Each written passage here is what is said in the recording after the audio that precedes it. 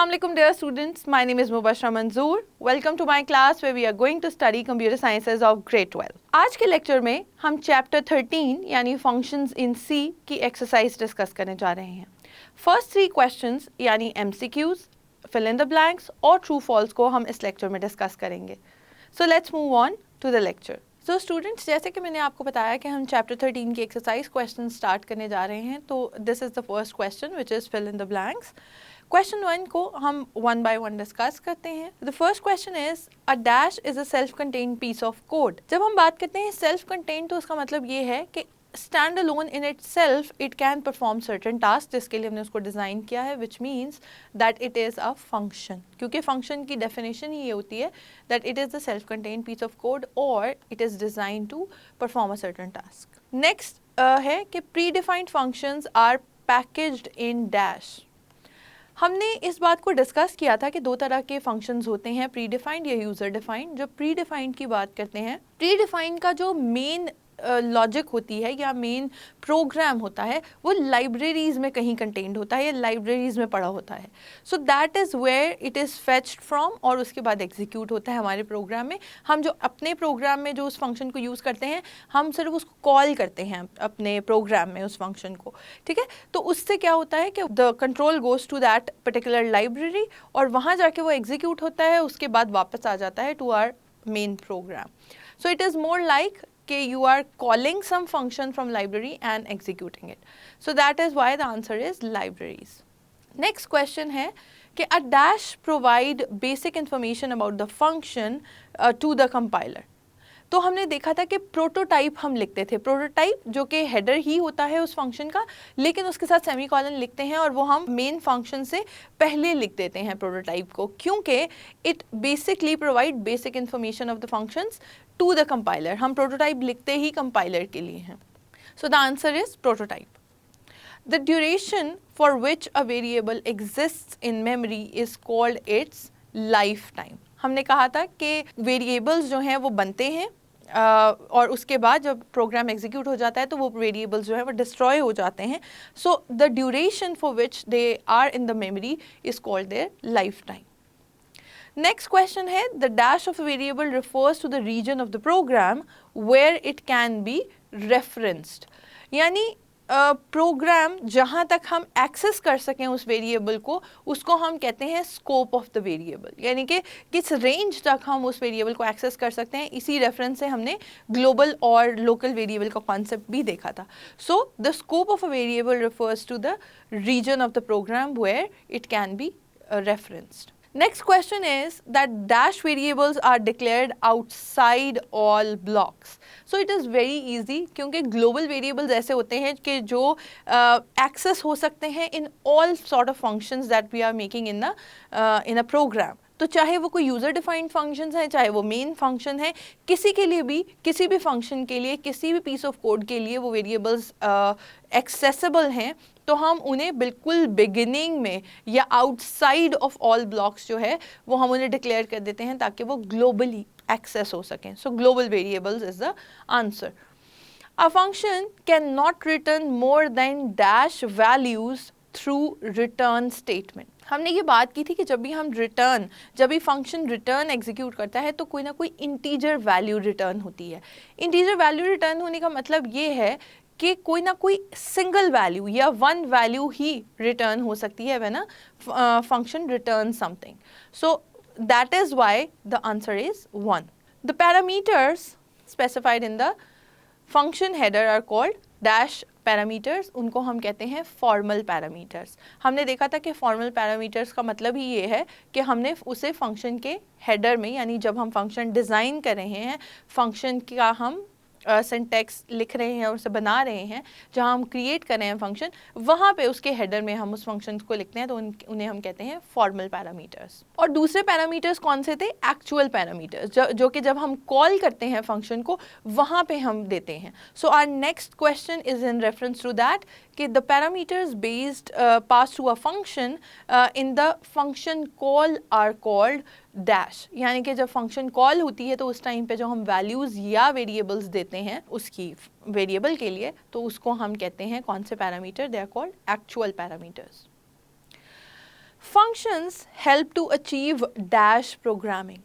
अगर आप फंक्शंस का फर्स्ट टॉपिक जो है उसको जाके गो थ्रू करें या उसको रिकॉल करें तो आपको याद होगा कि हमने कुछ ऑब्जेक्टिव्स देखे थे फंक्शंस बनाने के, and one of the objective or one of the advantages to make function is to make the program modular, यानी कि हमारा प्रोग्राम जो है वो मॉड्यूलर हो जाता है। That is why functions help to achieve modular programming. इससे नेक्स्ट क्वेश्चन जो है question 2 is basically multiple choice question, यानी कि बहुत सारे आपको मल्टीपल ऑप्शंस जो हैं क्वेश्चन की अवेलेबल होंगे और आपने उसमें से बेस्ट चॉइस को ऑप्ट करना है, सिंगल चॉइस को ऑप्ट करना है।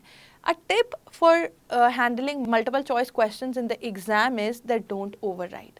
चाहे उस एग्ज़ाम पेपर पे लिखा हो कि आपने ओवरराइट कर सकते हैं या नहीं, या ना लिखा हो, in any case it is understood in the case of multiple choice questions that you cannot overwrite until and unless कि question में mention हो कि all possible choice को आप टिक करें या all possible choices को select करें। अगर आपको सिर्फ कहा है कि मल्टीपल चॉइस क्वेश्चन है और आपसे कहा है कि इसमें से बेस्ट चॉइस ऑप्ट करें, इसका मतलब है you can only choose one, और आप उसे गलत को एनसर्कल करके करेक्ट को एनसर्कल करेंगे तो it may deduct your marks, चाहे आपका करेक्टेड आंसर ही हो वो, लेकिन ओवर राइटिंग की वजह से आपके मार्क्स डिडक्ट हो जाएंगे। So function prototype for built in functions are specified in, उसके लिए 4 ऑप्शंस अवेलेबल हैं, source files, header files, object files या इमेज फाइल्स। सो इसका answer definitely will be header files, क्योंकि हमने देखा था कि जो प्रोटोटाइप्स हैं उनकी जो डिटेल्स हैं वो स्पेसिफाइड ही थ्रू हेडर फाइल्स होती हैं। Global variables are created in, यहाँ पे हमारे पास 4 ऑप्शंस मौजूद हैं। First is RAM, ROM, hard disk या कैश मेमोरी। अगर आप देखें तो हमने देखा था कि रैम में ही, क्योंकि टेम्परेरी मेमोरी में वेरिएबल्स क्रिएट होंगे, variables have to destroy at the end of the program, so definitely it will be random access memory or RAM, so option A is correct option. Next question says that which of the following is true about a function call? इन सब में से कौन सा function call के बारे में true statement है? First is कि it stops the execution of the program. क्या function call program की execution को stop कर देती है? B, transfer control to the call function. C, transfer control to the main function. D, resumes the execution of the program. So function की जो call है definitely it transverse the control, यानी आपका एक मेन प्रोग्राम की execution चल रही थी, वहाँ पे एक फंक्शन कॉल आई। फंक्शन कॉल का मतलब अब ये है कि कंट्रोल ट्रांसफ़र होना है उस जगह पे जहाँ पे उस फंक्शन का कोड पड़ा हुआ है जिसे आपने कॉल किया है। तो that means the answer B is correct कि transfer control to the call function, यानी कि जिस फंक्शन को कॉल किया गया है वो जिस जगह पड़ा है उसी जगह आपका कंट्रोल ट्रांसफ़र हो जाता है। नेक्स्ट क्वेश्चन इज कि which of the following looks for the prototype of the function used in the program. इनमें से कौन सी चीज़ ऐसी है, कौन सा कंपोनेंट ऐसा है जो कि प्रोटोटाइप की तरफ देखता है in order to identify the functions in the program. तो उसमें से फर्स्ट है लिंकर, लोडर, कंपाइलर या पार्सर। तो हमें पता है लिंकर का काम डिफरेंट होता है, लोडर का काम डिफरेंट होता है, सिर्फ और सिर्फ कंपाइलर जो है उसके लिए ही हम प्रोटोटाइप मेंशन करते हैं। ये बात हमने last fill in the blanks में भी डिस्कस की थी कि we write prototype for the compilers, क्योंकि कंपाइलर ने उसको हेडर फाइल के अंदर जाके सर्च करना है। Next question is that memory is allocated to a local variable at the time of its. जो लोकल वेरिएबल्स हैं उनको मेमोरी किस टाइम पे एलोकेट होती है? तो आप का फर्स्ट ऑप्शन है डिक्लेरेशन के टाइम पे, डिस्ट्रक्शन के टाइम पे, डेफिनेशन के टाइम पे या फर्स्ट रेफरेंस के टाइम पे। तो इसमें से अगर आप देखें, जब हम कहते हैं डिक्लेरेशन और डेफिनेशन में यही फ़र्क था कि डिक्लेरेशन का मतलब है कि सिर्फ और सिर्फ एक वेरिएबल डिक्लेयर कर दिया आपने कि ये इस टाइप का होगा।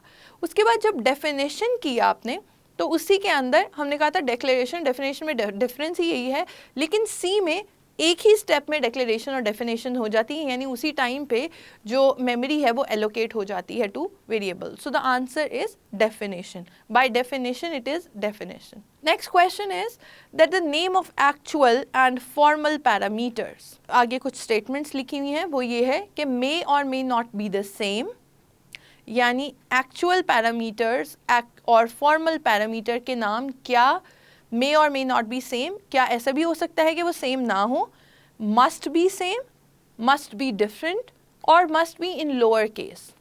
हमारे पास ऐसी कोई जो है डिटेल्स अवेलेबल नहीं है कि लोअर केस या अपर केस होने चाहिए वेरिएबल्स के नाम या फॉर्मल पैरामीटर्स के या लोकल पैरामीटर्स के नाम। इसी तरह should they always be same, no that is not a compulsion. Should they always be different, that is also not a compulsion, but they may or may not be the same, that is the more flexible answer and that is something true. तो A option जो है वो correct है। Next question है formal arguments are also called, इनमें से इनको क्या कहा जाता है? जो फॉर्मल आर्ग्यूमेंट्स हैं या फॉर्मल पैरामीटर्स हैं, इनको क्या कहा जाता है? Actual arguments, dummy arguments, original arguments या रेफरेंस्ड आर्ग्यूमेंट्स। तो आपको पता है कि हम इनको डमी आर्ग्यूमेंट्स भी कहते हैं। जो फॉर्मल आर्ग्यूमेंट्स हैं उनका दूसरा नाम डमी आर्ग्यूमेंट्स होता है। एक फंक्शन आपको गिवन है प्रिंट एफ का और उसके अंदर कुछ भी अवेलेबल नहीं है, simple printf is a, उसके पूछा हुआ है कि is it a built in function, is it a user defined function, is it a local function or is it a keyword.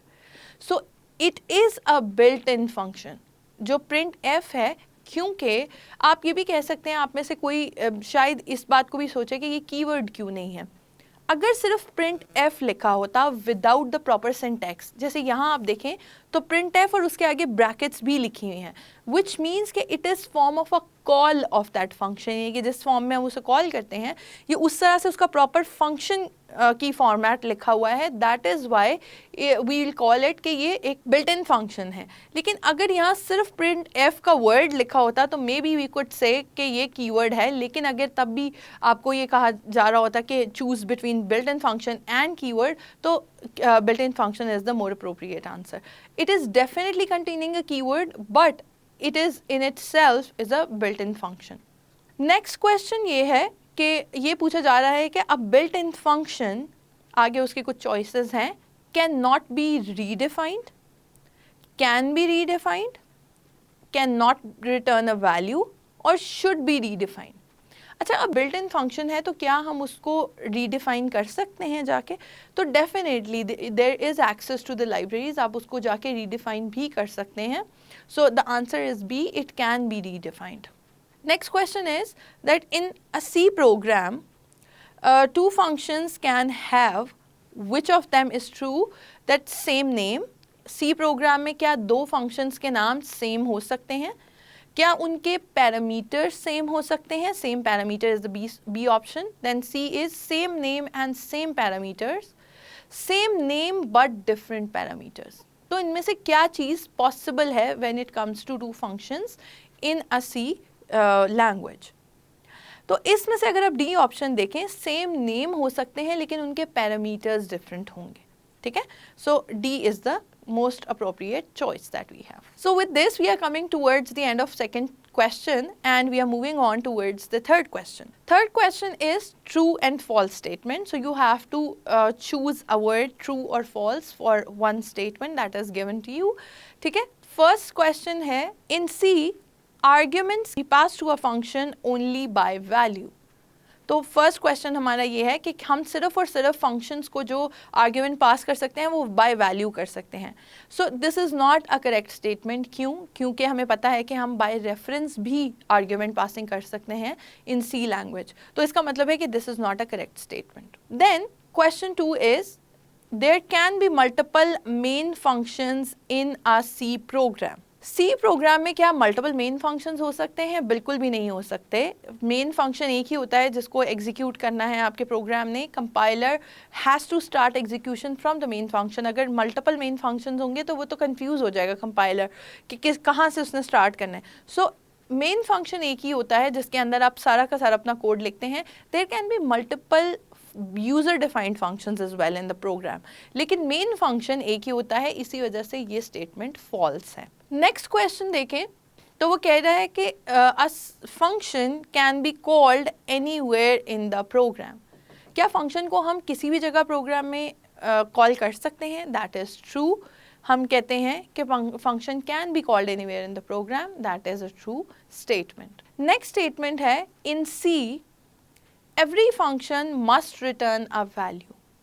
क्या हर फंक्शन कोई ना कोई रिटर्न करता है वैल्यू? नहीं, हमने ऐसे फंक्शंस भी देखे थे जिनको हमने सिंपल एक ब्लैंक फंक्शन बना दिया था, या रिटर्न के बगैर हमने फंक्शन को डिज़ाइन किया था, and we did it in the beginning of the function. तो हमने फंक्शंस की जब स्टार्ट की थी डेफिनेशन करना या फंक्शन को क्रिएट करना स्टार्ट किया था, तो तब हम रिटर्न को नहीं देख रहे थे। So there can be a return value and there is a possibility that a function will not return anything. ठीक है, तो दोनों चीज़ें पॉसिबल हैं। That is why this statement is false, क्योंकि ये स्टेटमेंट एम्फेसिस करिए कि सिर्फ और सिर्फ रिटर्न वैल्यू वाले फंक्शन ही क्रिएट किए जा सकते हैं। नेक्स्ट क्वेश्चन है, a user defined function can not be called in N other user defined function. क्या एक यूजर डिफाइंड फंक्शन दूसरे यूजर डिफाइंड फंक्शन में कॉल किया जा सकता है? बिल्कुल किया जा सकता है, क्योंकि आपने एक फंक्शन, फॉर एग्जांपल मैंने एक एडिशन का या फैक्टोरियल का एक फंक्शन जो है क्रिएट किया, and then I am using another function, I am creating another function जिसमें फैक्टोरियल की ज़रूरत है। I can definitely call that function into that user defined function.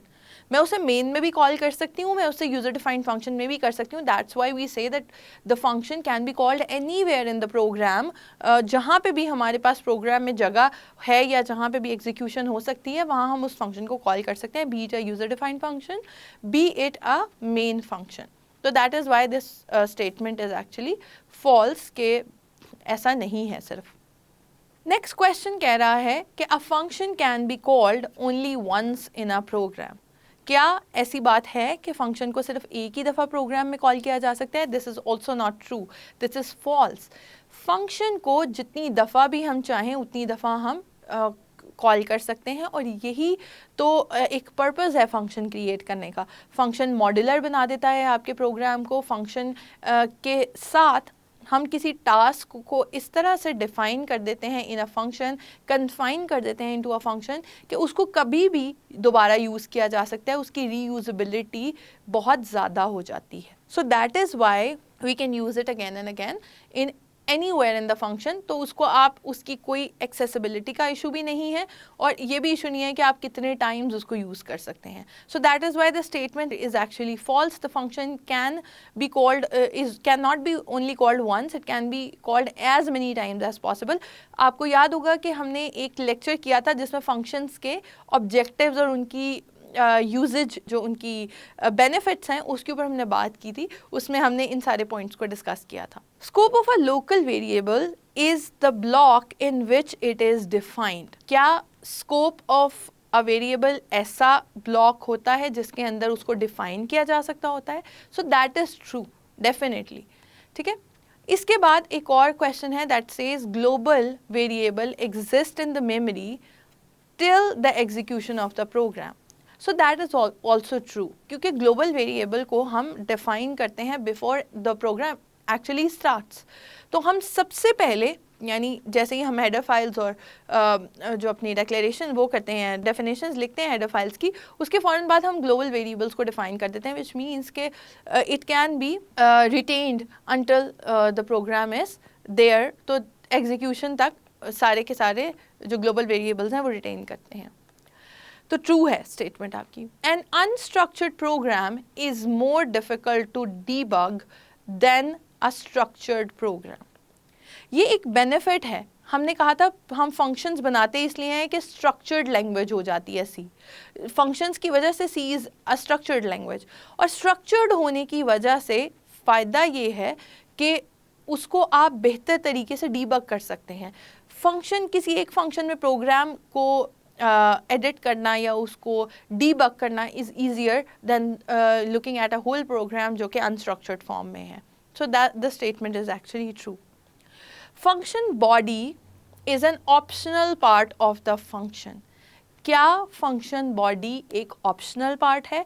That is not true. अगर देखें तो उसके अंदर कुछ कंपोनेंट्स ऐसे थे, 3 ऐसे कंपोनेंट्स थे जो हमने पढ़े थे कि उसके अंदर क्या क्या ऐसे पोर्शंस हैं जिनको हमें रखना ज़रूरी है फंक्शन डिफाइन करने के लिए। तो उसमें से एक जो है वो बॉडी ऑफ द फंक्शन है, that is one major part of that function.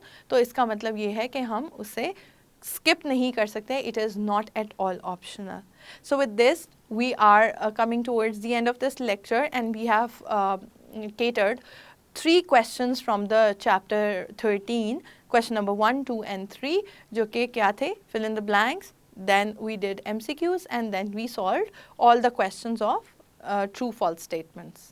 So dear students, I hope आज का लेक्चर आपको पसंद आया होगा, आपको समझ में आ गया होगा. हमने हर क्वेश्चन के साथ उसकी कुछ डिटेल्स जो कि ज़रूरी थी उसे डिस्कस किया है. If you have any confusion you can go to that particular lecture and go through that again, क्योंकि उससे आपको कोई अगर कन्फ्यूजन है तो वो भी दोबारा से समझ आ जाएगी. अंटिल नेक्स्ट लेक्चर, अल्लाह हाफ़िज़.